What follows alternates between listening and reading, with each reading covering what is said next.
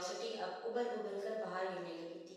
वही मैं बरसों पहले रहा करती थी एक हसीन ज़मीं, और अब इसकी एक झलक ने बीवी बच्चों वाले मेरे दादा जान को बेकरार कर दिया था। मगर इसके अनदेखे मकीन 20-20 किलो दूध खरीदा करते थे।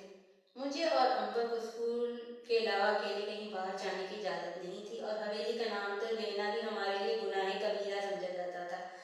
कल अम्मी और दादी के दरमियान होने वाली गुफ्तगू सुनकर मेरे दिल में एक शदीद जस्तजू ने जन्म लिया। इस वक्त मुझे पुरस्रार कहानी बहुत पसंद थी। बचपन तो अक्सर बेखौफी होता है ना। अंबर रोज मेरे साथ स्कूल जाती थी, मगर कल रात को उसको तेज बुखार हो गई तो आज मैं अकेला था, और मैंने इस मौके का खूब फायदा उठाया।